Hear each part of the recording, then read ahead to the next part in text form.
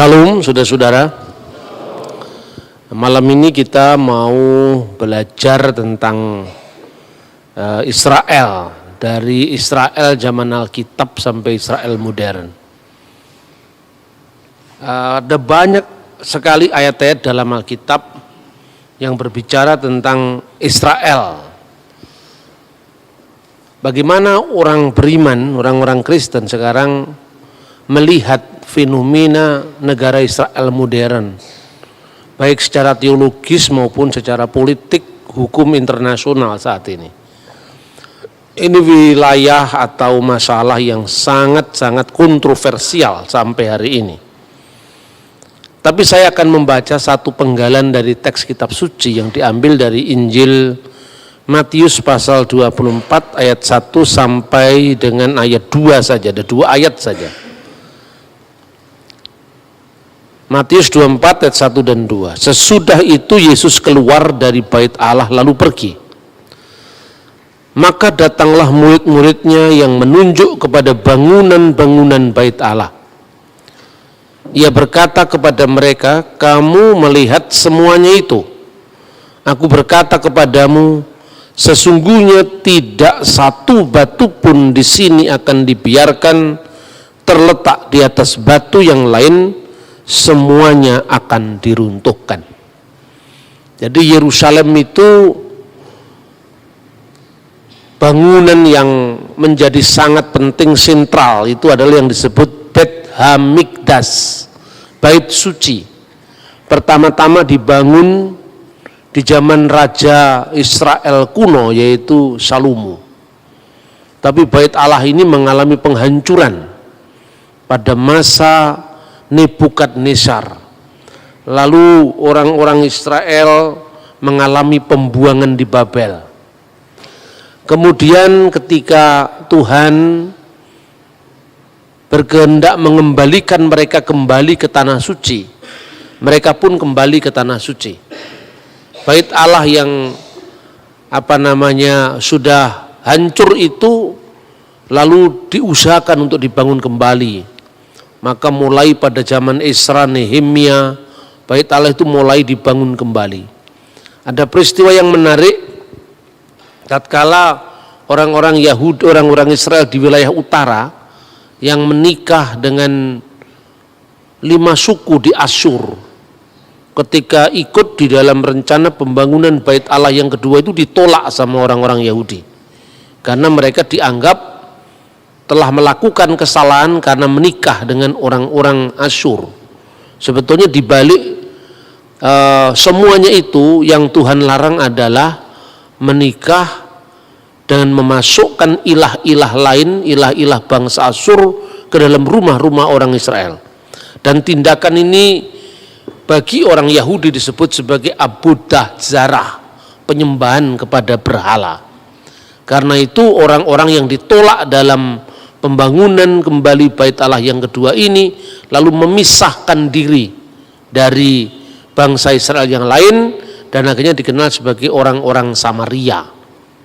Nah, orang Samaria itu kemudian membangun bait Allah tandingan yang diadakan di Gunung More atau Gerizim. Di sanalah mereka membuat bait Allah tandingan sebagai tandingan dari bait Allah Israel. Mereka juga memperingati upacara-upacara Paskah mereka, sama-sama Paskah. Karena Paskah bagi orang Yahudi itu adalah titik balik dari semua kehidupan mereka ketika mereka menjadi bangsa budak di Mesir, kemudian menjadi bangsa merdeka. Nah, mereka juga memperingati upacara yang dikenal dengan Aqidah Yitzhak.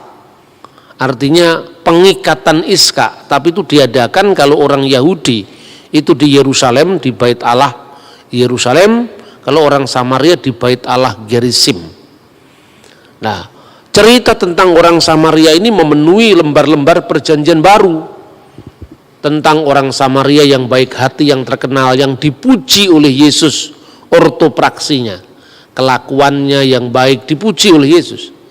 Tapi tatkala perempuan Samaria kemudian memberi minum kepada Yesus di perigi Yakub, di sumur Yakub, Murid-murid dan bahkan orang Yahudi pada umumnya tidak bisa ngerti kenapa Yesus begitu dekat dengan orang Samaria.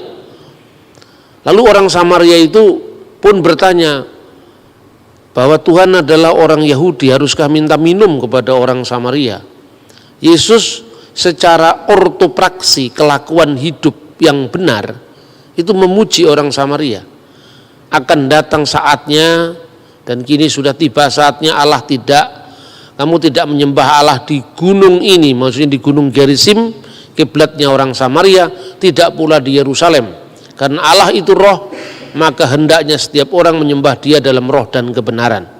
Ungkapan yang sangat terkenal di dalam Yohanes pasal 4 ayat 24. Tetapi Yesus selalu mengatakan dalam konteks orang Samaria itu, bahwa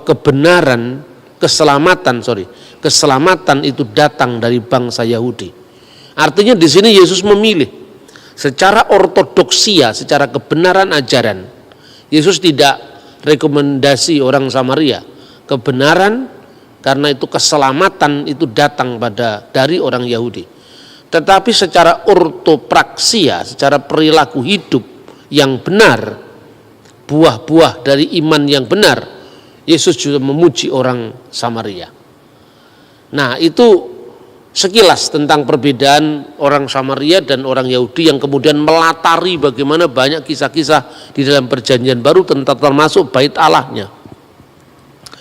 Berabad-abad sampai pada zaman Yesus itu orang Yahudi dan Samaria itu saling mengutuk dan tidak menyapa.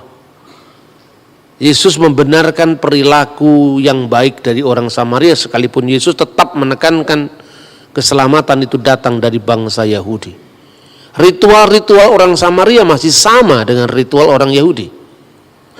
Misalnya, yang paling terkenal itu adalah Akedah Yitzhak.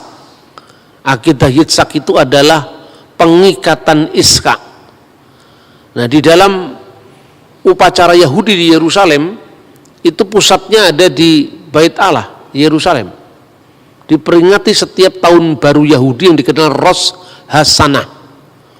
Mereka membaca teks itu, Kejadian pasal 22 ayat 2, tetap orang Samaria juga melakukan ritual yang sama. Disebutkan misalnya di sana tentang perintah untuk mengorbankan Ishak. Wa yumerkhahna et bincha et yehidka aser ahabta et yitzak vilehleka el aret hamurya. Firman Tuhan, ambillah anakmu yang tunggal yaitu Ishak, yang kau kasih yaitu Ishak, dan bawalah dia ke tanah Moria. Karena orang Samaria tidak mengakui kota Yerusalem sebagai kota di mana Ishak pernah dikorbankan, maka kata Moria dibaca dengan More, dan itu ditafsirkan sebagai bukit Gerizim, Gunung Ebal di Samaria. Nah, ini contoh, kalaupun di situ ada orang yang menuduh bahwa Samaria memiliki Taurat yang berbeda, ya betul, tetapi secara seluruhnya sama. Kecenderungan untuk mengubah Moria menjadi More itu karena orang Samaria justru konflik sama orang Yerusalem atau orang Yahudi di Yerusalem. Tapi yang lain-lain semuanya sama. Soal Paskah misalnya, soal Paskah sama, orang Samaria memperingati Pesah, tanda darah, pengorbanan anak domba, semua sama. Ketika orang Yahudi di Israel dan Tuhan memberikan 10 bala kepada bangsa Mesir, di setiap rumah yang pintunya ada tanda darah anak domba, maka kemudian firman Tuhan katakan, ketika aku melihat tanda darah itu, maka aku akan melewati mereka. Wiraiti hadam, ketika aku melihat darah itu, ufesah, maka aku akan lewat, maka aku akan lewat alaihem, atas mereka.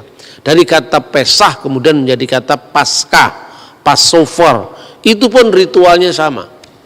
Orang Yahudi menggunakan simbol yaitu potongan daging anak domba, sejenis salad. Setiap tanggal 15 bulan Nisan mereka melakukan perjamuan Paskah. Lalu ketika roti dipecah-pecahkan, kemudian anggur sengsara dituangkan, itu urutan-urutannya ternyata persis sama dengan urutan-urutan perjamuan akhir Yesus. Jadi kekristenan itu sama sekali bukan menciptakan sesuatu yang baru, tradisi baru, tetapi benar-benar merupakan penggenapan dari perjanjian lama. Waktu mengangkat roti, orang Yahudi memecah-mecahkan roti itu, dan kepala keluarga dari keluarga Yahudi yang mengadakan Paskah itu, dan semuanya laki-laki. Makanya tidak mungkin ada perempuan yang duduk di kursi di meja perjamuan. Maka yang namanya Da Vinci Code dan sebagainya nggak usah dilihat, itu orang yang ngawur itu kan. Bagaimana seorang perempuan bisa duduk di meja perjamuan Pesah?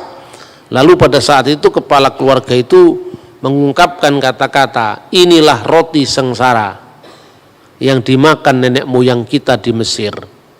Itu bahasanya Aram, bukan bahasa Ibrani. Jadi dalam liturgi Yahudi itu sudah ada unsur Aramaik, unsur Ibrani. Ketika membaca kitab suci mesti bahasa Ibrani. Tapi beberapa ritual Yahudi itu bahasanya Aram. Misalnya halahama annia diakalu afahtana bi'ar'a Misrayim. Inilah roti sengsara yang dimakan nenek moyang kita di tanah Mesir. Itu bahasanya Aram. Ketika mereka mengakhiri setiap ibadah mereka mengucapkan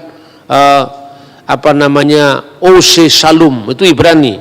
Ose Shalom bimromau huya ase Shalom alainu wekal Yisrael Wimru imru amin. Itu Ibrani. Doa-doa mereka, doa berkat roti dan anggur, semua juga doa Ibrani.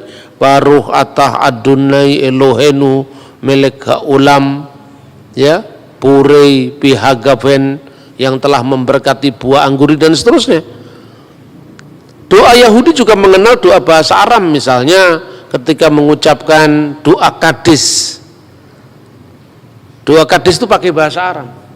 Tetapi nama rumah ibadah selain yang di Yerusalem, Bet Hamikdas, yaitu bahasa Ibranianya rumah suci, Bet Hamikdas, Bait Allah, itu banyak muncul di kitab Yehezkiel. Tetapi mereka menyebut rumah-rumah ibadat mereka yang di luar kota suci Yerusalem, yang menghadap semua ke Yerusalem, namanya adalah sinagogi. Dan sinagogi itu bahasa Yunani. Maka tidak perlu dipersoalkan sekarang kenapa Injil Perjanjian Baru ditulis bahasa Yunani, kita bingung. Terus kita ini orang Kristen kecenderungannya memuja agama Yahudi, bukan Israelnya, agama Yahudi. Makanya kita suka kalau ibadah pakai shofar, ya. Kita semua pakai sampai selendang-selendang Yahudi dipakai, tapi yang ditiup cuman shofarnya, semanya yang pakai bahasa Ibrani dia nggak tahu. Makanya jadi aneh, gereja Pentakosta Karismatik pakai shofar, tidak ada satu kata Ibrani pun terucap, tapi yang ditiup cuman shofarnya, itu kan. Artinya kalau memang mau belajar ya benar-benar harus mendalam. Nah, pada saat mereka sudah berkat piala anggur itu dibagi-bagi, inilah roti sengsara yang dimakan nenek moyang kita di Mesir. Yesus tidak mengucapkan itu pada waktu perjamuan akhir, kan?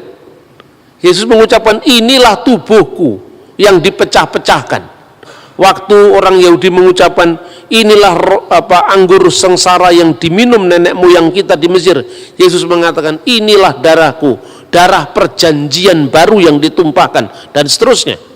Tapi urutannya sama, urutannya memecah-mecahkan roti memberkati, kemudian menuang piala anggur memberkati, dan akhir dari ibadah Paskah itu adalah membaca Mazmur, yang di dalam Alkitab dikatakan, maka setelah menyanyikan nyanyian pujian, Yesus meninggalkan rumah perjamuan akhir itu, dan kemudian dia ke Taman Getsemani.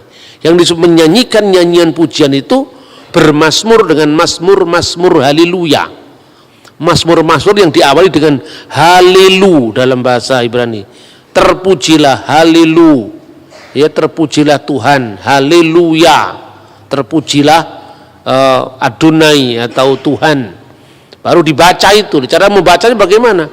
Ya kayak orang Yahudi selalu mengajikan teks-teks Taurat, teks-teks Jabur atau Mazmur. Dia mengucapkan misalnya samakti bi umerim libet Adonai nilak, ya. Jadi Mizmor li Daud, Mazmur dari Daud. Terus kemudian tata cara ini diambil alih oleh orang-orang Kristen kuno, baik itu orang Ortodok maupun Ritus Timur di Syria, di Mesir, di mana min Mazamir dari kitab Mazmur. Ibraninya Mizmor le Daud, Mazmur dari Daud. Sama orang Kristen diteruskan, kalau dia Yunani bahasanya Yunani, kalau Arab bahasanya Arab, kalau Aramaik bahasanya Aramaik. Mizmor le Daud menjadi min Mazamir le Daud dari Daud. Liyabina Daudin nabi wa malikut tohir barokatuhu alaina amin. Haleluya. Ini Kristen bukan Islam, bukan. Nah, bahwa Islam mirip dengan itu urusannya mereka. Wong itu kita sebelum Islam sudah ada, Yahudi, Kristen sudah membaca kitab sucinya dengan begitu. Nah, ini saudara-saudara Paskah. Orang Yahudi memahami Paskah itu apa? Paskah keluaran dari tanah Mesir. Maka setelah mereka memecah-mecahkan roti, meminum anggur itu, mereka mengatakan sekalipun inilah kisah Paskah di mana Tuhan dengan tangannya yang perkasa telah menyelamatkan bangsa kita dari perbudakan di tanah Mesir menuju ke tanah perjanjian. Sekalipun kita memiliki kecerdasan, kekayaan, hikmat apapun, tetapi tidak ada yang bisa mengalahkan kisah penyelamatan Paskah. Lalu pada saat orang Yahudi sudah dibuang, diaspora, dia menambahkan frasa begini pada saat perayaan Paskah. Hari ini, dulu kita bangsa budak, kita bangsa merdeka. Harapannya menjadi bangsa merdeka. Tahun depan kita di Yerusalem. Hari ini kita di sini, tahun depan kita di Yerusalem. Frasa ini ditambahkan ketika mereka sudah mengalami pembuangan yang kedua. Sejak Jenderal Titus meratakan Yerusalem, Bait Allah menjadi tanah sesuai dengan nubuatan Yesus tadi. Kamu lihat gedung-gedung yang megah ini. Tak satu pun batu terletak di atas batu yang lain, semuanya diratakan menjadi tanah. Sejak satu bangsa Yahudi mengalami diaspora di seluruh dunia. Tetapi setiap Paskah mereka selalu mengatakan, Lesana haba'ah Birusalaim, tahun depan kita di Yerusalem. Setiap dia merayakan Paskah dalam kondisi perbudakan itu selalu mengatakan Lesana ba'ah Birusalaim, tahun depan kita di Yerusalem. Ungkapan itu terus menerus bergema selama 2000 tahun. Maka ini unik ya, bangsa yang sangat unik. Sudah terpencar-pencar di seluruh dunia selama 2000 tahun. Sejak kapan? Sejak runtuhnya Bait Allah. Pada masa Jenderal Titus, kalau menurut penanggalan kita sekarang 5 Agustus tahun 70 Masehi, atau bertepatan dengan tanggal Tisa Be'ab, tanggal 9 bulan Ibrani Ab, tahunnya 823 setelah berdirinya kota Roma, kalau menurut kalender Julian. Itu bertepatan dengan 5 Agustus tahun 70 Masehi, kira-kira jam 3 petang. Bait Allah itu dilalap oleh api memasuki ruang Maha Kudus. Dan waktu itu menurut dokumen Yahudi yang bernama Megilot Ta'anit, gulungan puasa, itu dokumen ditulis tahun 160 Masehi. Sejak saat itu orang Yahudi harus puasa perkabungan di Bait Allah, dan sampai sekarang mereka menangisi itu di bekas sisa tembok satu-satunya yang dikenal oleh orang non-Yahudi dengan tembok ratapan. Istilah tembok ratapan itu sebetulnya ejekan orang non-Yahudi. Lebih populer disebut dalam bahasa Arab haitun al-mubaka, tembok ratapan. Orang Yahudi sendiri suka menyebut dengan tembok barat, hakotel hama'arafi, tembok barat. Mereka tersinggung kalau disebut tembok ratapan, karena orang-orang non-Yahudi yang lihat orang Yahudi menangis di tembok itu, maka disebut haitun al-mubaka, tembok ratapan. Maka melalui deskripsi singkat ini menunjukkan betapa pentingnya Yerusalem bagi orang Israel selama 2000 tahun, sejak tahun 70 sampai nanti dia memproklamirkan kemerdekaannya, itu kemerdekaan Israel tahun 1948, bayangkan. Jadi lebih kurang kira-kira 1910-an tahun, kira-kira hampir kira-kira dari tahun 70 Masehi sampai tahap 1948. 1900 tahun lebih mereka terpencar-pencar di seluruh dunia, dan mereka kembali ke tanah air mereka semula, yaitu Israel. Itu catatan Alkitab, itu nubuatan Alkitab, ya kan? Karena itu unik, bagaimana hukum internasional tidak kalang kabut dalam menentukan status Israel, sementara negeri itu sudah mengalami pendudukan demi pendudukan dari kekuasaan bangsa asing. Maka karena pentingnya pentingnya kota suci Yerusalem, secara khusus kota suci Yerusalem yang disebut Ir HaKodesh, kota suci Yerusalem, tetapi juga Eret HaKodesh, tanah suci Israel, atau Eret Yisrael, tanah Israel, itu begitu penting bagi orang Yahudi. Nah, lalu secara kronologi dari zaman ke zaman kita melihat bagaimana sekarang ini kota suci Yerusalem secara khusus dan tanah Israel pada umumnya itu menjadi perebutan antara Israel dan Palestina. Nah, ada yang membawa dalil agama, ada yang tidak membawa dalil agama, dan itu menarik. Karena apa? Ya, banyak orang Kristen bingung kemudian menyikapi itu. Katanya itu Israel menjajah Palestina, Pak. Nah, orang lain lagi mengatakan, oh tidak, itu memang haknya Israel. Tapi yang satu ekstrim mengatakan pokoknya peta Israel harus tidak boleh ada di muka bumi. Itu tuntutannya Hamas, tuntutannya kelompok-kelompok Islam garis keras. Begitu di dalam forum-forum kajian bersama-sama, Kristennya ikut-ikut ngomong, kita harus memperjuangkan hak Palestina. Iya betul, hak rakyat Palestina. Tetapi dalam konteks ini tidak usah harus kemudian menyangkal deskripsi Alkitab tentang Israel, kan gitu kan? Nah, satu pihak ketika kita membela Israel, juga kita tidak boleh tutup mata terhadap penderitaan rakyat Palestina yang menjadi korban konflik itu. Karena banyak orang Palestina itu bukan hanya orang Muslim, orang Kristen juga ada di antara mereka. Bahkan orang Muslim pun ada yang menjadi warga negara Israel. Jadi warga negara Israel itu ya ada orang Yahudi mayoritas, Kristen urutan ketiga, Muslim urutan kedua. Jadi justru orang Kristen itu minim sekali di negara Israel. Jadi ini fakta-fakta yang kadang-kadang tidak dilihat oleh orang Indonesia. Bahkan begitu bebasnya orang Muslim di Israel, mereka ini sudah mulai menerjemahkan Al-Quran dalam bahasa Ibrani. Maka muncul Quran bahasa Ibrani sekarang itu sejak tahun 1970-an udah terbit itu. Judulnya itu Ha-Quran Hamifwar, Quran yang mulia. Kalau Bismillahirrahmanirrahim diterjemahkan Beshem Elohim Haraham Harahman Viharahum. Beshem Elohim Harahman Viharahum, itu Bismillahirrahmanirrahim. Alhamdulillahirabbil alamin hodu ladunai Elohenu melekha ulamim. Itu Al-Fatihah itu. Jadi tidak setiap Anda ngomong Elohim langsung automatically itu Kristen, apalagi kita sudah pakai nama misalnya GBI Elohim, belum tentu, karena di sana Elohim dipakai orang Islam. Begitu juga kata Allah belum tentu itu Islam, karena di Timur Tengah bahkan sebelum zaman Islam Istilah-istilah Arab itu sudah dipakai oleh orang Kristen. Terbukti apa? Prasasti-prasasti atau batu-batu bertulis yang berbahasa Arab itu ditemukan sebelum zaman Muhammad lahir dan kebanyakan ditemukan di gereja Kristen gitu.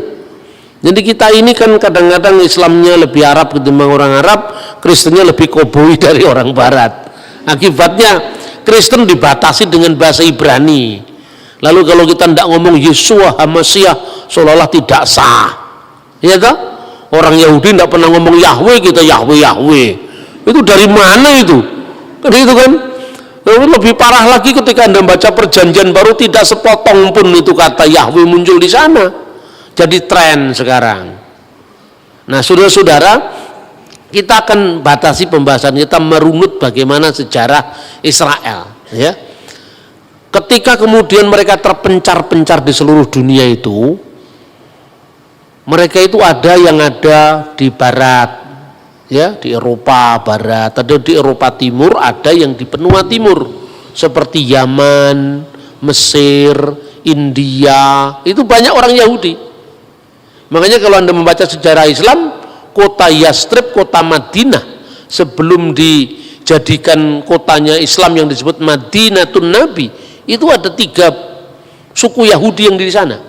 Kemungkinan mereka juga datang setelah tahun 70 terusir dari Yerusalem. Begitu juga di Yaman, begitu juga di Mesir, begitu juga di India. Lah orang-orang Yahudi yang di Eropa ini namanya adalah Askenazim bahasanya. Orang Yahudi tapi dialeknya dialek Eropa Barat. Misalnya kalau ngomong Safuot, dia tidak bisa ngomong huruf T, Safuot, tapi mengucapkan Safuos. Sabat, Sabas, itu Yahudi Askenazim. Ya, banyak orang-orang Israel yang sekarang jadi pejabat-pejabat pemerintah itu Yahudi Askenazim karena mereka emigran aliyah dari Eropa, aliyah dari Amerika. Tapi kalau mereka dari Yahudi Spanyol, orang-orang Yahudi Spanyol itu lebih fasih bahasa Ibrani. Kalau ngomong Safuot ya Safuot. Safuot itu Pentakosta maksudnya. Kalau ngomong Sabat ya Sabat. Baruh atah Adonai Elohenu melek olam, bahasanya lebih fasih. Begitu juga orang Yahudi itu dinamakan orang-orang Yahudi Sephardim, yang di barat, Eropa Barat, Amerika, Yahudi Askenazim, yang Yahudi di wilayah Eropa Timur, Spanyol secara khusus namanya Sephardim. Orang-orang Yahudi yang di Yaman, di Mesir itu namanya Misrahin. Jadi ada 3 kelompok itu bahasanya, dialeknya agak beda. Dan bahasa Ibrani sekarang cukup bisa dibedakan dengan bahasa Ibrani klasik dalam Alkitab. Nah, tapi satu mujizat luar biasa yang kita lihat, Pak. Bahasa Ibrani itu menjadi bahasa mati selama 2000 tahun. Bayangkan, 2000 tahun itu cuma jadi bahasa-bahasa di tempat ibadah.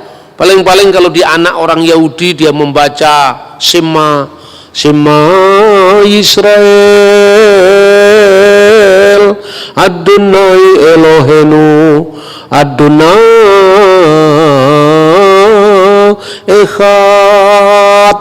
Itu kalau orang-orang Sephardim bahasanya begitu. Jadi mendayu-dayu kayak Islam, bukan kayak Islam kayak ini lebih tepat karena ini lebih tua daripada Islam. Adonai Elohenu Adonai Echad, sambil meniup shofar itu. Terus kemudian kan mirip dengan Hayyalas Shalah. Tapi kalau dia orang Yahudi dari Spanyol, orang Yahudi Spanyol yang mengucapkan, kalau orang Yahudi Askenazim mirip Protestan, mirip Katolik, karena pengaruh Barat Kristen itu kuat. Misalnya Shema Yisrael Adonai Eloheinu Adonai Echad, itu kalau Yahudi yang di Barat. Tapi baik yang Shema Israel maupun yang Shema Yisrael, jangan salah paham, dua-duanya nggak percaya Yesus. Itu yang penting. Jadi jangan ke Yahudi-Yahudian, sudahlah warisi gereja yang apa adanya. Kita ini memang mewarisi multikulturalisme gereja. Ya karena Yesus itu memang Tuhan segala bangsa, bukan hanya miliknya satu suku bangsa tertentu. Maka kalau kita membaca Alkitab pun warisan bahasa yang multilingual itu kita warisi. Perjanjian lama itu bahasa Ibrani mayoritas, tapi ada beberapa pasal dari perjanjian lama bahasa Aram. Separuh dari kitab Daniel itu bahasanya Aram. Seluruh perjanjian baru bahasanya Yunani, tetapi stylenya Aramaik. Banyak kata-kata Aram yang muncul, misalnya Gabata, Evata, sebetulnya Etfata. Di ejaan Yunani jadi Evata, Tali Takum, Eli lama sabaktani. Itu kan bahasa Aram. Jadi stylenya itu bahasa Aram, tapi memang lingua franca saat itu bahasa Yunani. Nah, orang ini begitu fanatiknya mengatakan karena Yesus orang Israel, Yesus harus berbahasa Ibrani. Orang Israel tidak berbahasa Ibrani, bahasa Aram waktu itu. Bahasa Ibrani itu hanya bahasa untuk pengajian Torah, bahasa untuk membaca kitab Torah, bahasa untuk membaca kitab Tehillim atau Mazmur atau Nevim atau nabi-nabi. Tapi sehari-hari mereka, Yesus berdialog dengan Pilatus pakai bahasa Yunani. Yesus bicara dengan para muridnya, Petrus, Andreas, bahasa Aramaik. Yesus bicara di sinagoga, menerima kitab gulungan Nabi Yesaya, bahasa Ibrani. Lah kita malah ikut-ikut Islam, Arab semua, kita Ibrani semua, anti Yunani itu kan. Kita ini aneh, dikasih banyak bahasa cuma memutlakkan satu. Itu ciri khas kekristenan yang tidak dimiliki oleh agama lain. Nah itu loh. Maka sebetulnya kita ini berbahagia menjadi seorang Kristiani karena kita mewarisi Ibrani, kita mewarisi Aramaik, kita mewarisi lingua franca Yunani. Saya tanya, kalau seandainya semua perjanjian baru kamu andaikan ditulis dalam bahasa Ibrani, bagaimana Paulus menginjil ke Malta, ke Athena, ya toh? Daerah wilayah Yerusalem ke arah barat itu semua bahasa Yunani sebagai lingua franca. Coba paling sederhana dari apa yang dikatakan dalam kitab suci. Misalnya, tatkala kita menyebut satu orang namanya Petrus, sekaligus bernama Simon, sekaligus bernama Kefas, itu 3 bahasa. Simon itu Ibrani, Kefah itu Aram, menjadi kata Kefas tadi Kefa. Kemudian Petrus itu Yunani. Bayangkan, itu menunjukkan bahwa dia mewarisi warisan multilingual. Kalau Anda orang Manado atau orang ini begitu jadi Kristen, nama-nama lokalnya hilang. Tetapi kalau Anda orang Jawa, nama lokalnya masih ada, ditambahi nama Kristen, nama Sansekerta, kan itu kan kemajemukan masyarakat. Nama saya Bambang itu nama Jawa, Jawa asli itu. Tapi Jawa sejak abad 16, zaman abad 13, 14 Majapahit belum ada nama Bambang. Itu nama sejak zaman Mataram. Jadi kalau ada orang namanya Bambang dari zaman Majapahit pasti bohong itu gitu loh. Kira-kira seperti itu. Gampang sekali dengan bahasa itu. Nur itu bahasa Arab, Sena itu bahasa Sansekerta. Dari satu orang saya ini nama saya 3 bahasa. Karena apa? Masyarakat saya Jawa itu masyarakat yang multilingual. Tetapi ketika Islam masuk ke Aceh, bahasa lokalnya hilang semua. Abdul Ghafur, Abdul Aziz, Muhammad, Ahmad, Ramadan, namanya itu semua kan hilang namanya. Di Manado, bahasa lokalnya Manado seperti misalnya nama Pingkan jarang didengar. Tapi semua satu kampung namanya Maria, namanya Marta, sampai sulit membedakan. Benar nggak? Dari situ kita bisa lihat pengaruh tebal tipisnya budaya.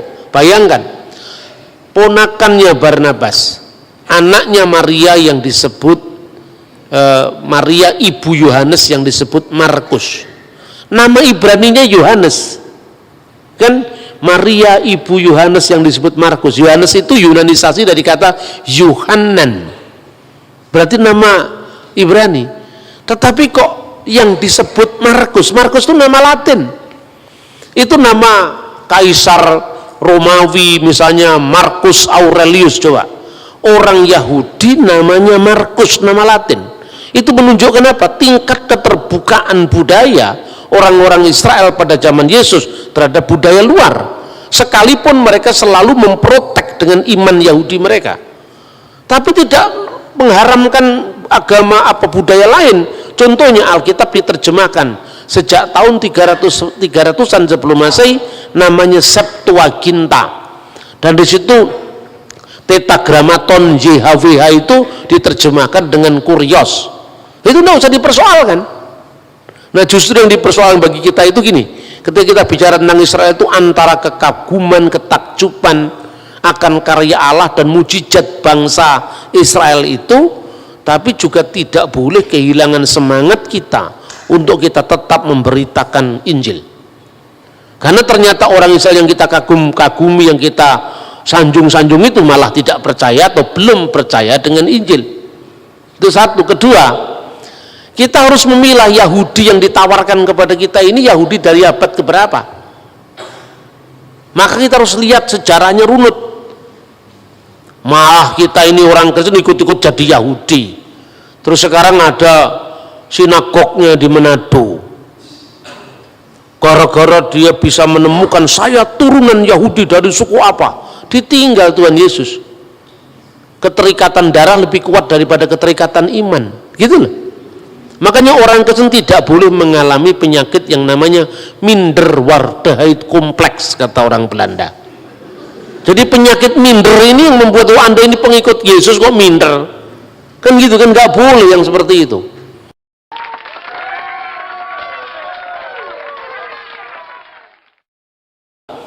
Kita harus memilah Yahudi yang ditawarkan kepada kita ini Yahudi dari abad keberapa. Maka kita harus lihat sejarahnya runut. Malah kita ini orang Kristen ikut-ikut jadi Yahudi. Terus sekarang ada sinagognya di Manado. Gara-gara dia bisa menemukan saya turunan Yahudi dari suku apa, ditinggal Tuhan Yesus. Keterikatan darah lebih kuat daripada keterikatan iman. Gitu loh. Makanya orang Kristen tidak boleh mengalami penyakit yang namanya minderwaardigheid kompleks, kata orang Belanda. Jadi penyakit minder ini yang membuat Anda ini pengikut Yesus kok minder. Kan gitu kan, nggak boleh yang seperti itu. Nah, saudara-saudara yang terkasih dalam Tuhan, dengan munculnya agama Islam, kota Yerusalem punya status baru, yaitu kota suci ketiga setelah Mekah dan Madinah. Tapi itu kapan mulainya? Maka semua klaim-klaim baik itu Yerusalem itu miliknya Islam, itu tanah wakaf sampai akhir zaman misalnya, kemudian dia Yahudi. Untung orang Kristen tidak terlalu ikut mengklaim. Karena apa? Bagi orang Kristen Yerusalem baru itu lebih penting ketimbang Yerusalem sekarang. Sekalipun keterikatan kita dengan Yerusalem lama ini tetap ada, karena ini historis sifatnya, sejarah sifatnya, antara nubuat dan penggenapan, antara simbol dan hakikat. Makanya tidak mungkin ada perjanjian baru tanpa perjanjian lama. Tidak mungkin ada Israel baru yang disebut gereja tanpa Israel yang lama. Sedangkan simbolnya aja mulai Pesah, Paskah juga sama kok. Kitabnya orang Yahudi utuh-utuh kita terima tanpa revisi apapun. Soal beda terjemahan itu lazim lah.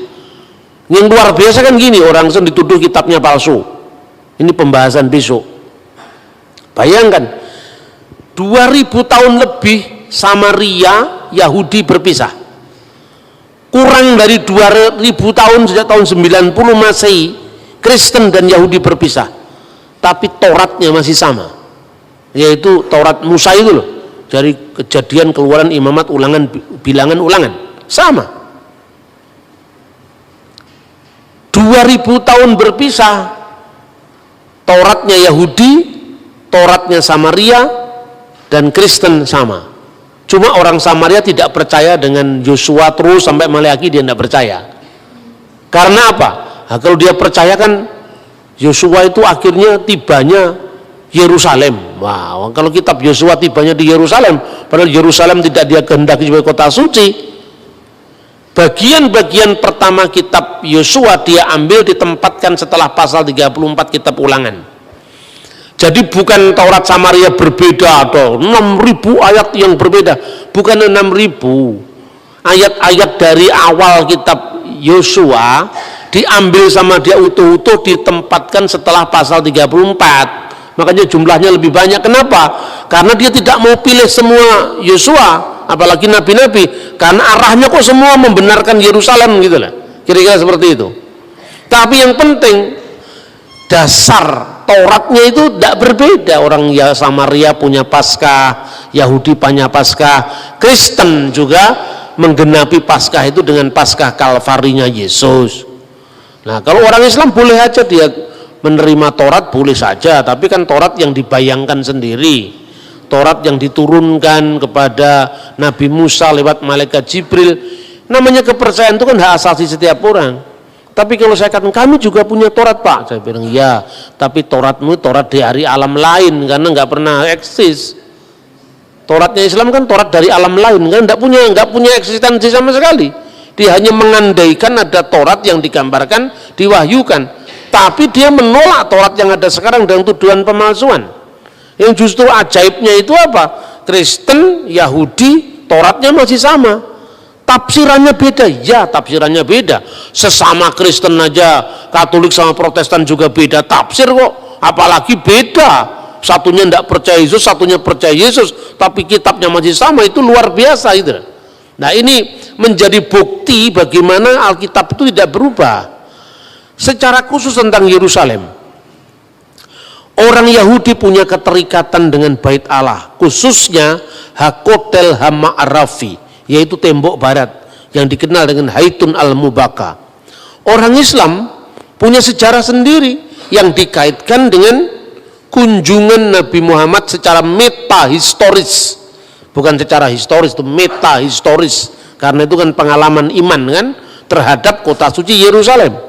Lalu apa? Katanya secara metahistoris Nabi Muhammad naik dari Masjidil Aqsa itu ke Sidratul Muntaha secara metahistoris.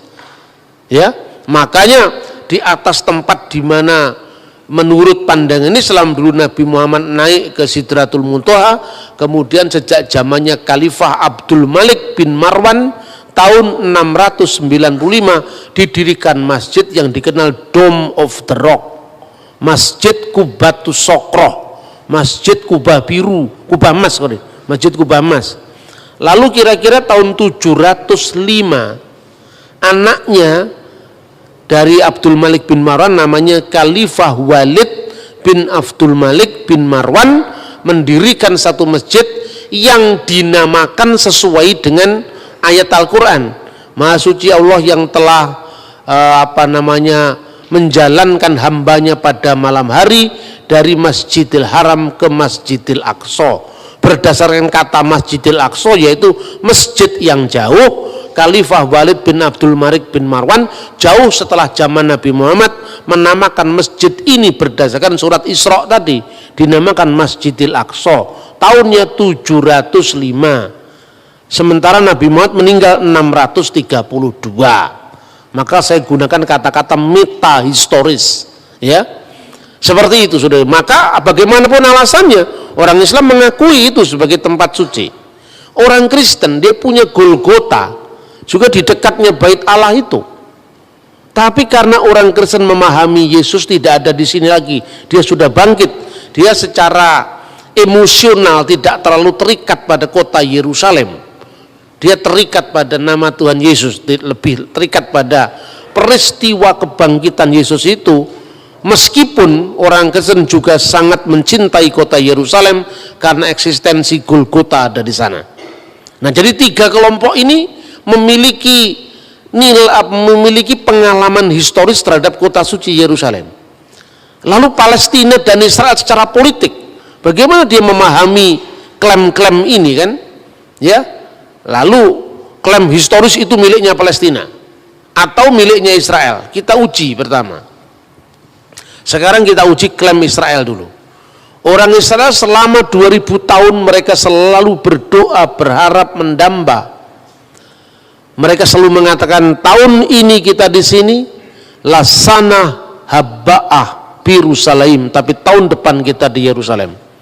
Itu bukti liturgis bahwa mereka selalu merindukan kota Yerusalem sekalipun mereka terserak-serak di seluruh dunia. Yang kedua, di dalam teks yang tadi sudah saya kutip, yaitu Megilat Ta'anit, gulungan puasa.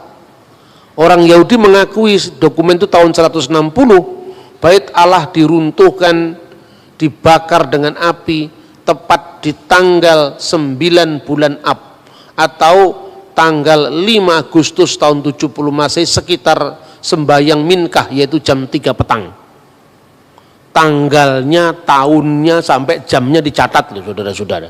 Artinya, kalau orang yang tidak terlibat betul dalam pengalaman sejarah Yerusalem, pasti tidak bisa menulis seperti itu. Iya kan? Itu satu. Bedakan dengan pengalaman metahistoris kaum Islam tadi. Identifikasi kota Yerusalem itu terjadi baru sejak zamannya Khalifah Abdul Malik bin Marwan. Penamaan Masjidil Aqsa itu dinamakan berdasarkan Quran. Jadi namanya sudah ada, masjidnya belum ada. Artinya ini berbeda dengan pengalaman orang Yahudi di mana jamnya, tanggalnya, tahunnya, ritualnya masih ada sampai hari ini yang namanya puasa perkabungan Tis'a B'Ab. Kemudian data di luar Alkitab. Data di luar Alkitab, pertama saya menemukan prasasti yang ditulis oleh Fir'aun Merenpetah. Itu berkuasa kira-kira tahun 1213 sampai dari 1203 sebelum Masehi. Dalam prasasti Fir'aun Merenpetah itu disebutkan Zir-Il, maksudnya Israel, Zir-Il Plat Ben Perat. Israel telah dibiarkan gersang, benihnya tidak ada lagi. Ini setelah peristiwa Eksodus. Jadi Fir'aun Merenpetah itu hidup setelah Fir'aun Eksodus yang menceritakan penaklukan terhadap Yerusalem, terhadap Israel. Kemungkinan dia telah menyerang wilayah Israel yang waktu itu sudah menetap jadi wilayah atau kekuasaan bangsa Israel pada zaman setelah Yosua. Itu bukti-bukti di luar teks kitab suci. Kedua, bukti-bukti dari zaman setelah Raja Daud, yaitu prasasti batu Mesa Stone yang ditemukan di Yordan. Kalau saudara pergi ziarah ke Israel, Anda akan menemukan replikanya itu di Gunung Nebo, di gereja Fransiskan Katolik. Di situ ada data arkeologinya yang namanya batu Mesa. Di situ tertulis itu zamannya Israel sudah terbelah menjadi dua. Israel di Samaria, Yehuda di Yerusalem. Kira-kira prasasti itu muncul tahun 850, ada kata-kata Omri Melek Yisrael. Omri Raja Israel. Jadi artinya Israel sebagai negara yang berdaulat dengan teritorial tertentu itu sudah ditulis dalam prasasti Merenpetah dari abad 12 sebelum Masehi. Bahkan ada tertulis dalam inskripsi-inskripsi dari musuhnya Israel, yaitu Raja Mesa, yang kisahnya juga ada dalam Alkitab. Itu disebutkan prasasti batu Mesa itu 850 sebelum Masehi. Nah sekarang kita menguji bagaimana klaimnya Palestina. Yang disebut Palestina itu pertama kali muncul kalau data biblikal itu dalam kitab Kejadian pasal 10 ayat 13 sampai 14. Di situ disebutkan Filistin. Kata Filistin, Palestina, Filistin adalah keturunan Kaslihim. Kemudian Ulangan pasal 2:23 dia menyebut tentang orang-orang Filistin dari Kaftor. Kaftor itu Yunani. Dari Kaftor, ya, termasuk 5 kota kuno yang disebut Pentapolis. Polis itu kota, Penta itu 5. Apa itu? Gaza, Askelon, Asdod, Ekron, dan Gad.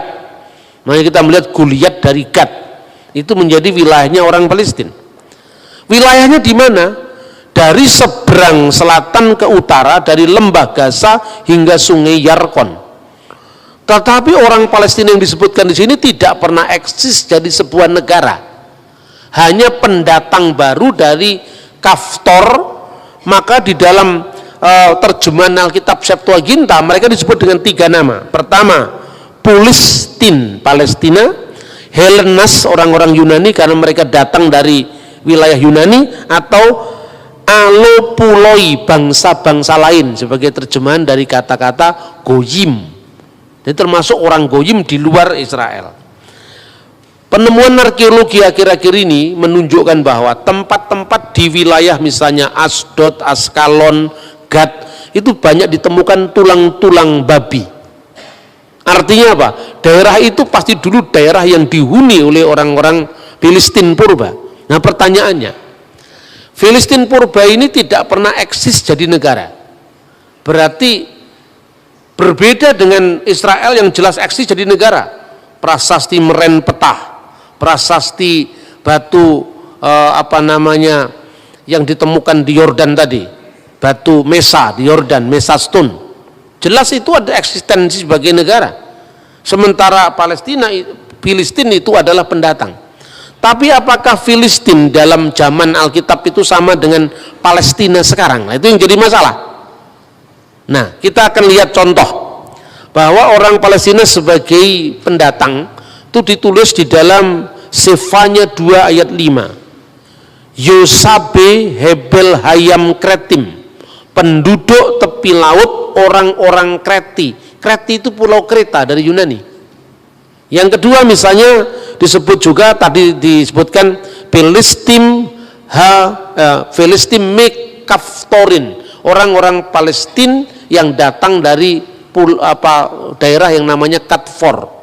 Ini menunjukkan eksistensi orang-orang pendatang di Yerusalem. Bagaimana dengan ungkapan Al-Quran sekarang? Nah ini penting ini. Justru anehnya Al-Quran sendiri, kalau ini dijadikan rujukan sebagai konflik agama, justru di dalam Al-Quran surat Al-Maidah ayat 21 menegaskan bahwa kepada Musa, kaumnya Musa telah diberikan tanah suci, yaitu Israel. Disebutkan di dalam surat Al-Maidah 21 digambarkan Nabi Musa itu menyampaikan kepada kaumnya, ya qaumi udkhulu al-ardal muqaddasallati kataballahu lakum. Wahai kaumku, ya qaumi udkhulu, masuklah al-ardal muqaddas, ke tanah suci, allati, yang oleh Allah kataballahu lakum, diberikan kepadamu. Nah, bagaimana teks ini kemudian dipahami oleh orang-orang pejuang Hamas Palestina sekarang? Sejak orang-orang Israel menolak Muhammad sebagai nabi terakhir, maka perjanjian ini sudah batal katanya. Dan sekarang tanah Palestina itu sebagai tanah wakaf yang diberikan oleh Allah kepada umat Islam sampai akhir zaman. Itulah. Jadi ini Quran ini katanya batal karena sejak orang Yahudi menolak Isa al-Masih dan Muhammad, itu kira-kira. Nah itu satu. Kemudian kalau Palestina itu, Palestina modern, memakai dalil agama untuk menguasai Israel, maka mereka harus mau disamakan dengan apa yang dikenal dalam Quran kaum raksasa, kauman jabarin. Kauman jabarin, orang-orang raksasa yang diusir dari tanah suci bersamaan dengan masuknya kaum Musa.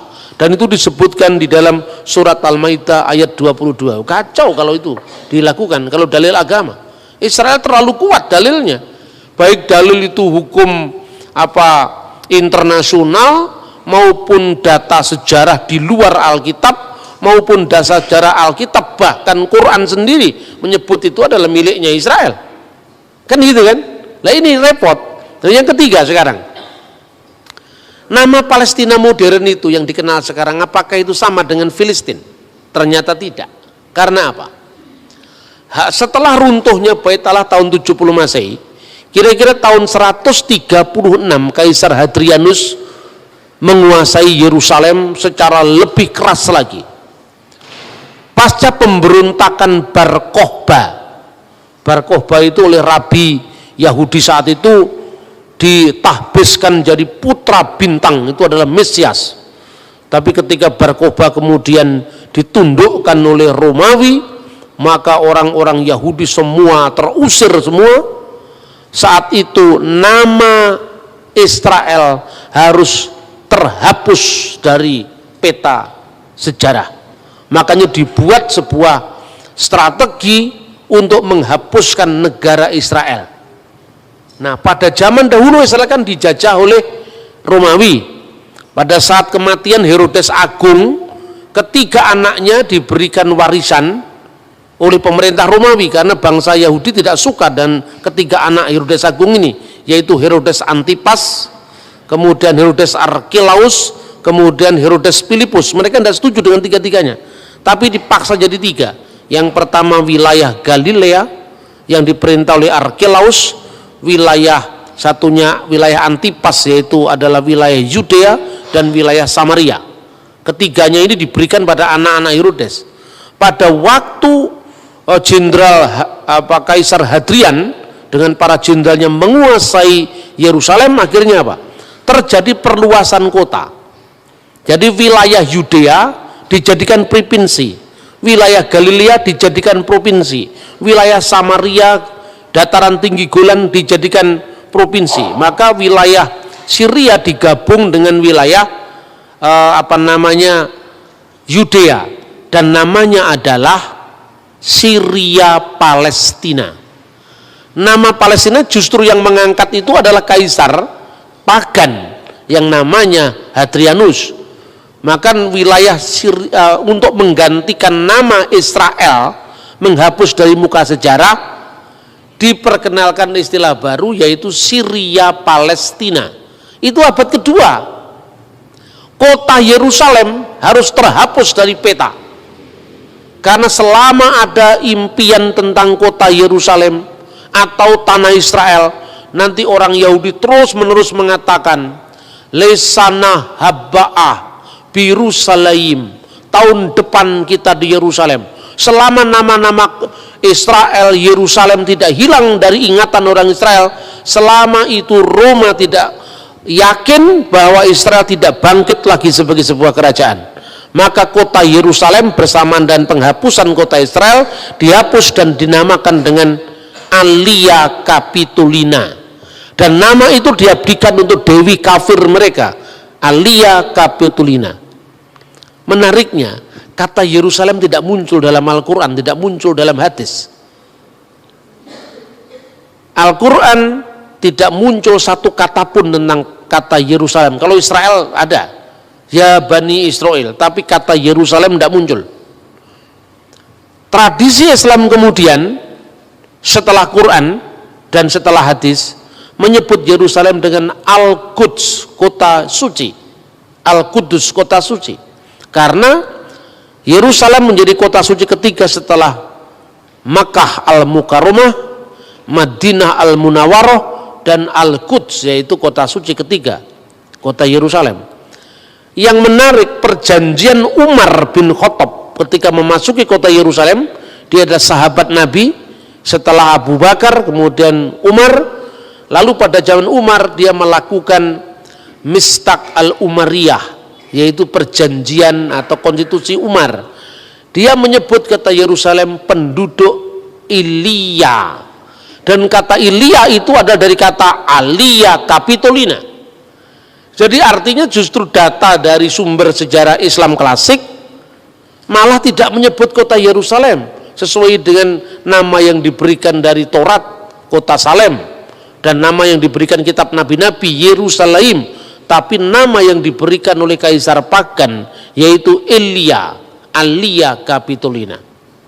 Maka segala macam identifikasi secara teologis dari Quran maupun dari sejarah Islam akan merugikan Palestina. Karena apa?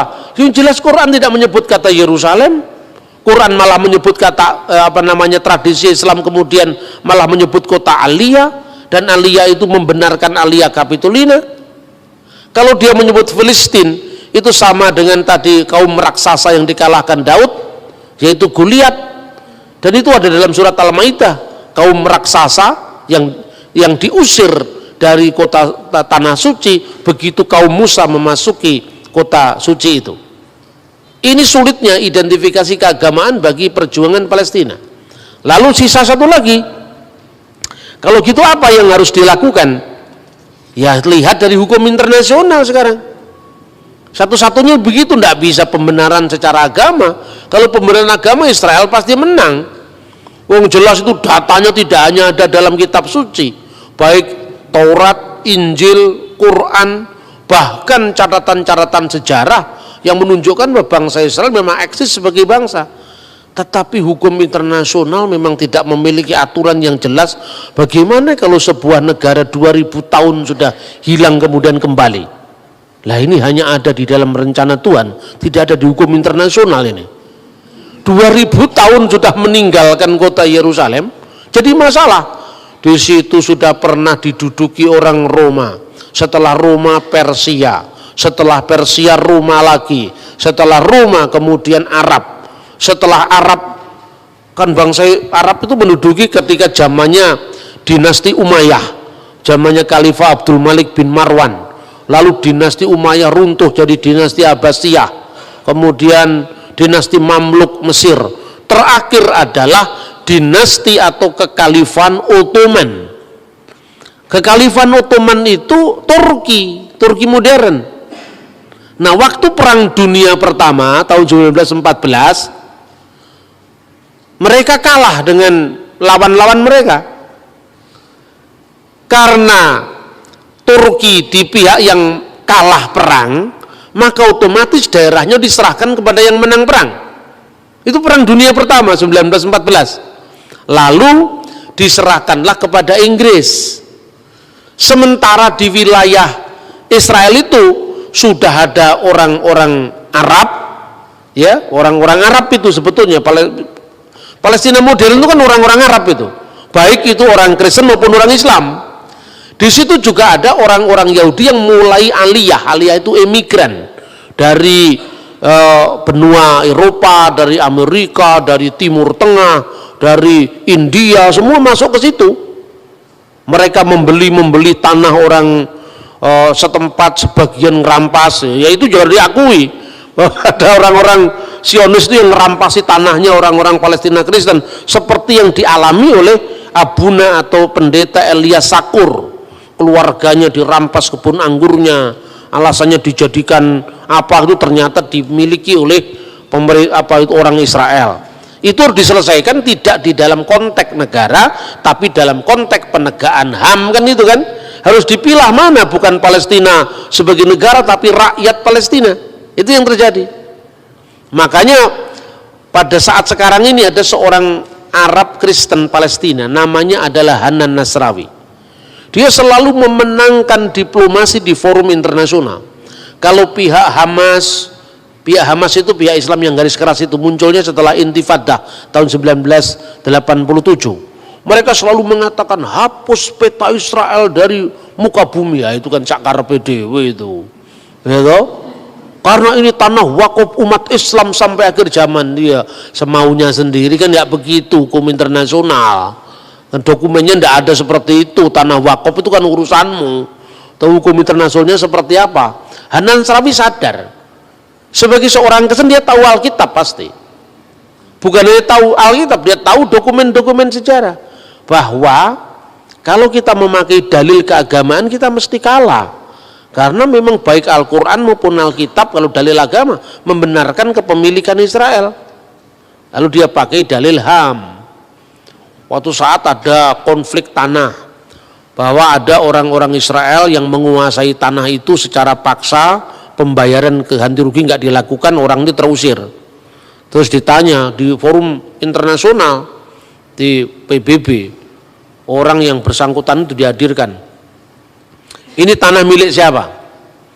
Negara Israel mengklaim ini tanah wilayah Israel. Ya, saya tahu ini wilayah Israel. Tapi tanah itu miliknya siapa? Ini tanahnya pemerintah Republik Indonesia, tapi gereja ini sertifikatnya namanya siapa? Kan itu kan persoalannya. Tetangga sebelah itu masa ada sertifikat miliknya Republik Indonesia. Enggak kok. Sertifikatnya itu punya siapa? Misalnya punya Tuan Samuel. Tuan Samuel berasal dari mana tanah ini? Dari bapak saya Tuan Daud.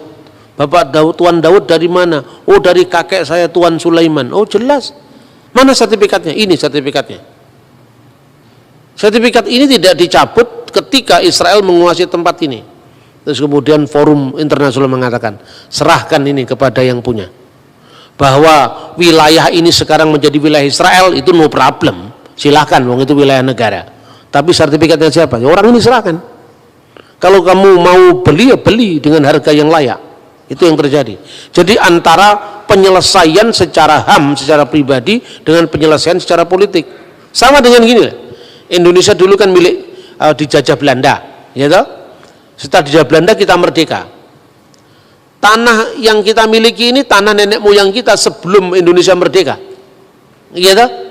Berarti sekarang mentang-mentang Indonesia merdeka, terus yang punya ini misalnya orang Timor yang sekarang masuk Portugis. Kemudian dikatakan, oh tidak bisa, kamu orang Timur, ini tanah orang Timur. Ini tanah sekarang miliknya Republik Indonesia. Betul Pak, ini miliknya Republik Indonesia. Tapi ini yang beli kakek saya Pak. Lah kamu warga negara apa?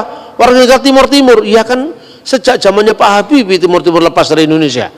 Ini negara ini menguasai milik saya. Ini jelas ini pembelian dari kakek saya, kira-kira seperti itu. Nah ini yang dilakukan dengan pendekatan HAM oleh orang-orang Palestina Kristen seperti Hanan Nasrawi dan sebagainya. Tapi sekarang kita runut bagaimana sejarahnya Israel secara modern. Setelah tahun 1914 Turki kalah perang, Palestina diserahkan kepada Inggris karena pihak pemenang. Lalu Inggris mengeluarkan mandat yang namanya Deklarasi Balfour. Deklarasi Balfour itu dikeluarkan tahun 1917 dengan ketentuan bahwa tempat ini Israel adalah tanah air bagi bangsa Yahudi. Nah, lalu menimbulkan protes bagi orang-orang lokal yang menghuni tempat itu sebelum pendatang-pendatang Yahudi datang ke tanah Israel. Ketika terjadi proses rakyat itu, mereka kan warga negara, dulunya kan warga negara Turki. Tapi kan Turki sudah kalah perang dunia pertama, harus diserahkan kepada Inggris. Inggris mengeluarkan Deklarasi Balfour yang mengatakan itu tanah milik, itu tanah air Israel. Orang-orang yang menduduki tanah itu sebelum Israel datang, artinya orang-orang Yahudi yang datang dari barat tadi, keberatan. Lalu pada tahun 1937 dikeluarkan yang namanya Komisi Lordville, karena ada orang yang namanya Tuan Ville, maka Lordville. Di sana dibuat obsesi pilihan, ya, tanah Israel di tanah yang sama itu, di tanah suci itu, pembentukan dua negara dalam koeksistensi damai, yaitu negara Israel dan negara Palestina. Itu ditawarkan tahun 1947, dikeluarkan lagi resolusi PBB 181 yang mengatakan mengulangi kembali solusi dua negara. Di tanah suci ada dua negara, yaitu negara Israel dan negara Palestina, dengan catatan kota Yerusalem tidak boleh, Yerusalem Timur tidak boleh menjadi ibu kota salah satu negara yang berkonflik. Yerusalem Timur harus ditentukan statusnya secara hukum internasional sebagai corpus separatum, sebagai bagian yang terpisah di bawah hukum internasional. Takhta Suci Vatikan sepakat dengan PBB, Israel sepakat dengan PBB, tetapi orang Palestina menolak karena dihasut oleh suku orang-orang Arab tetangganya. Oh tidak bisa, mereka tidak mau terima. Status wilayah tanah suci itu statusnya kosong kekuasaan. Karena apa? Ini kan statusnya masih di bawah mandat internasional, mandat Inggris yang memenangkan perang dunia pertama, kan itu kan? Berarti statusnya apa? Statusnya dia kosong. Ketika orang-orang Palestina masih sibuk menolak dan mereka punya agenda, menghapus Israel dan tidak ada negara Israel sampai kapanpun juga di wilayah Palestina. Sementara status quo negara wilayah itu dalam kondisi tidak lagi di bawah Turki karena Turki sudah kalah perang sama lawan-lawannya yang antara lain Inggris. Israel curi stat untuk kemerdekaannya. Ya, mumpung ini masih kosong, tidak di wilayah siapa-siapa, kemudian ada deklarasi Balfour yang mendukung itu tanah air Israel. Soal Palestina nanti mau terima atau tidak urusan lain. Yang penting sudah ada jalur hukum bahwa ini adalah statusnya kosong. Maka dia proklamirkan kemerdekaan 14 Mei 1948. Itu kira-kira seperti itu loh. Jadi kalau saya membahasnya kan netral saya ngomong sejarah ya sejarah. Begitu 14 Mei 1948 negara Israel diproklamirkan, negara-negara Arab mengeroyok Israel. Salah satunya Lebanon, Suriah, Irak, Yordan, Mesir, dan Saudi Arabia. Negara-negara Arab yang mengeroyok Israel itu tidak semuanya Islam. Lebanon mayoritas Kristen waktu itu. Jadi tidak bisa kita batasi hanya konflik agama. 5 negara tadi kalah semua sama Israel. Dan ini orang yang heran, pengamat militer juga heran. Ini negara kecil baru bangkit begitu, kok bisa menang sama negara-negara raksasa dari 5 negara loh. Lebanon, Suriah, Irak, Yordan, Arab Saudi. Bahkan kemenangan itu telah menambah wilayah yang dulu kan ditentukan ini wilayah Israel, ini wilayah Palestina oleh mandat PBB, resolusi 181. Dengan kemenangan perang itu dia menambah wilayahnya 50% lebih. Jadi dari dulu yang menjadi wilayahnya Palestina sekarang menjadi wilayah Israel. Lah, ini kan bukan pencaplokan, ini menang perang kok. Salahnya sendiri kamu menolak kemarin. Kalau kamu menerima opsi 2 negara selesai kan wilayah masing-masing. Lah ini kamu menolak, kemudian kamu ngelawan kami, kemerdekaan kami perang dan kamu kalah. Lah ketika kalah kan kemudian wilayah yang dimenangkan tadi secara hukum internasional diakui sebagai pemenang perang. Seperti kasusnya menangnya perang Inggris dan sekutunya atas Turki dan sekutunya. Gitulah kira-kira. Nah, perlawanan tidak berhenti. Mulai muncul selain perang tahun 48, lalu disusul lagi perang 6 hari tahun 1967, terakhir perang Yom Kippur 1973. Di perang Yom Kippur itu menarik. Orang Yahudi pada masa raya kan tidak boleh perang, diserang mendadak, tapi ya menang akhirnya. Nah, ketika Israel itu menang, ini menjadi problem bagi negara-negara itu. Kemudian perjanjian terus dilakukan. Muncullah Yasser Arafat. Yasser Arafat itu istrinya orang Kristen, menikah campur itu, menikah beda agama itu. Jadi di Timur Tengah itu istrinya tetap Kristen, makanya dulu kalau Natalan selalu istrinya itu datang ke gereja, ikut liturgi sampai selesai, Arafat menunggui di sampingnya. Di Timur Tengah yang begini bukan pemandangan yang aneh. Biasa ulama masuk gereja mengucapkan selamat Natal itu biasa. Itu yang dilakukan oleh Rafsanjani di Iran, yang dilakukan Syekh Al-Azhar di Mesir, yang dilakukan mulai Presiden Yasser Arafat sampai Presiden Mahmud Abbas. Palestina sekarang itu biasa. Hanya orang Indonesia aja yang lebih Arab ketimbang orang Arab. Tapi ya sudah, ini kan urusan akidah masing-masing, silakan lah. Saya cuma membandingkan bahwa mengucapkan selamat Natal di negara-negara Arab itu bukan hal yang aneh itu loh.